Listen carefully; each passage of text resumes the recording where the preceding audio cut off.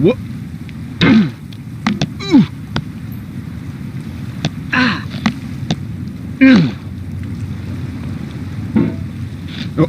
There's no feeling more intense than starting over. If you deleted your homework the day before it was due, as I have, or if you left your wallet at home and you have to go back after spending an hour in the commute. If you won some money at the casino and then put all your winnings on red but it came up black. If you got your best shirt dry cleaned before a wedding and then immediately dropped food on it. If you won an argument with a friend and then later discovered that they just returned to their original view. Starting over is harder than starting up. If you're not ready for that, like if you've already had a bad day, then what you're about to go through might be too much. Feel free to go away and come back. I'll be here.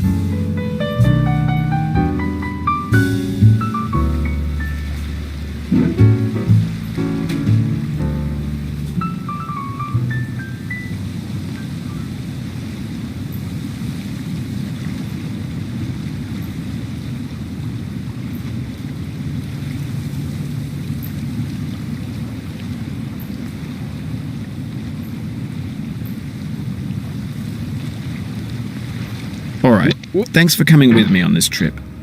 I'll understand if you have to take a break at any point. Just find a safe place to stop and quit the game. And don't worry, I'll save your progress, always, even your mistakes.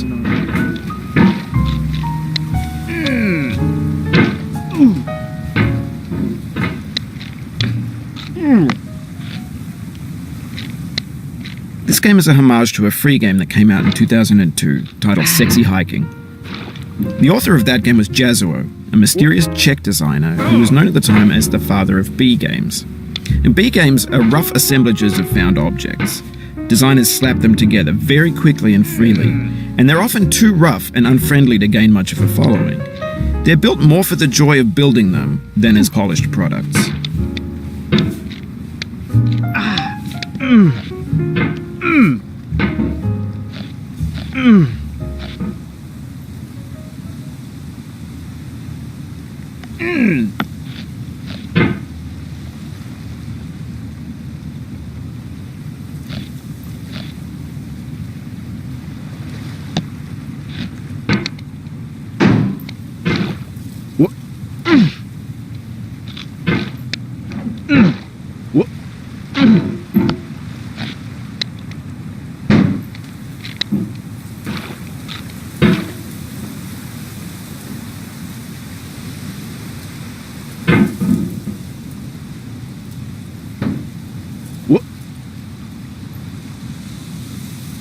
In a certain way, Sexy Hiking is the perfect embodiment of a B game.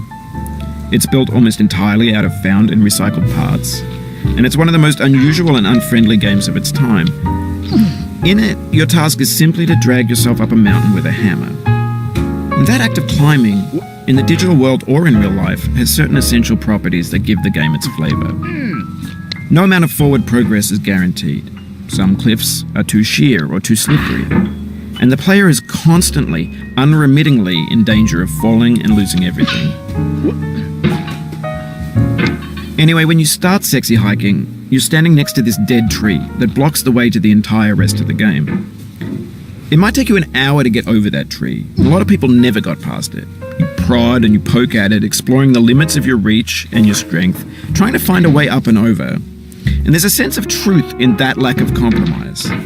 Most obstacles in video game worlds are fake. You can be completely confident in your ability to get through them once you have the correct method or the correct equipment or just by spending enough time. In that sense, every pixelated obstacle in Sexy Hiking is real. The obstacles in Sexy Hiking are unyielding, and that makes the game uniquely frustrating. But I'm not sure Jazuo intended to make a frustrating game. The frustration is just essential to the act of climbing, and it's authentic to the process of building a game about climbing. A funny thing happened to me as I was building this mountain. I'd have an idea for a new obstacle, and I'd build it, test it, and it would usually turn out to be unreasonably hard. But I couldn't bring myself to make it easier. It already felt like my inability to get past the new obstacle was my fault as a player rather than as a builder. Imaginary mountains build themselves from our efforts to climb them. And it's our repeated attempts to reach the summit that turns those mountains into something real. When you're building a video game world, you're building with ideas. And that can be like working with quickset cement. You mold your ideas into a certain shape that can be played with, and in the process of playing with them, they begin to harden and set until they're immutable, like rock. And at that point, you can't change the world, not without breaking it into pieces and starting fresh with new ideas.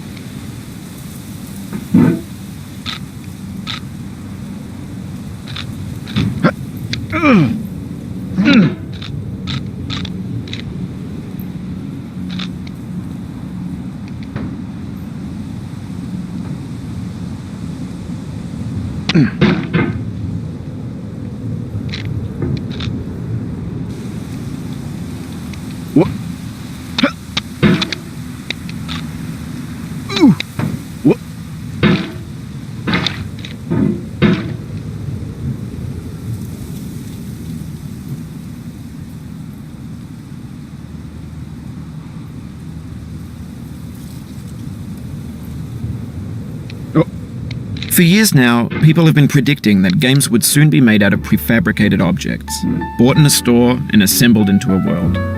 And for the most part, that hasn't happened, because the objects in the stores are trash. I don't mean they look bad or that they're badly made, although a lot of them are. I mean they're trash in the way that food becomes trash as soon as you put it in the sink. Things are made to be consumed and used in a certain context, and once the moment is gone, they transform into garbage. In the context of technology, those moments pass by in seconds.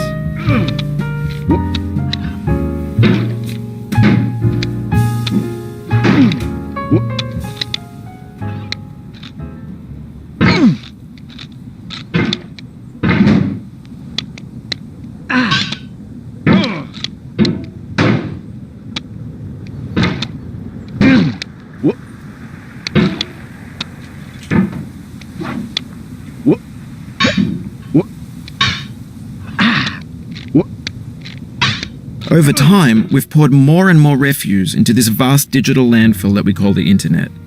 It now vastly outnumbers and outweighs the things that are fresh and untainted and unused. When everything around us is cultural trash, trash becomes the new medium, the lingua franca of the digital age.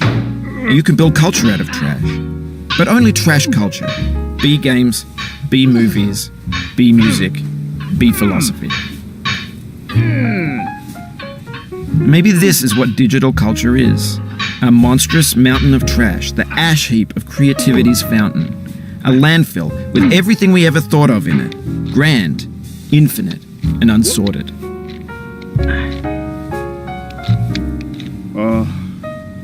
Oh, you just lost a lot of progress. That's a deep frustration, a real punch in the gut.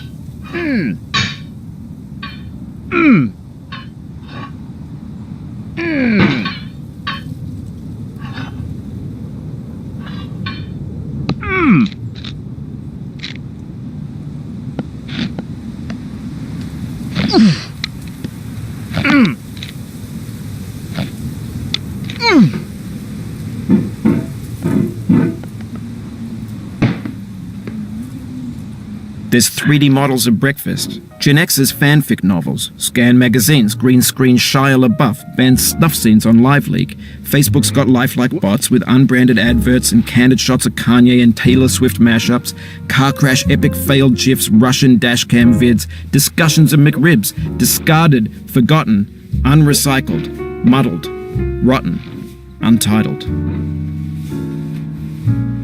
Everything's fresh for about 6 seconds, until some newer thing beckons, and we hit refresh. And there's years of persevering disappearing into the pile, out of style, out of sight. In this context, it's tempting to make friendly content that's gentle, that lets you churn through it but not earn it. Why make something demanding if it just gets piled up in the landfill, filed in with the bland things?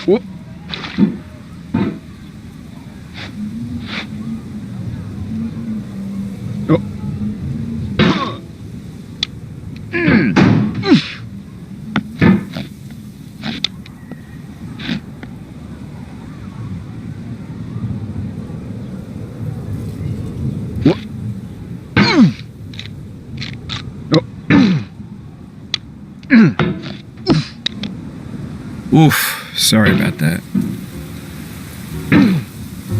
Oh, it happened again. Keep on trying, don't let it get to you.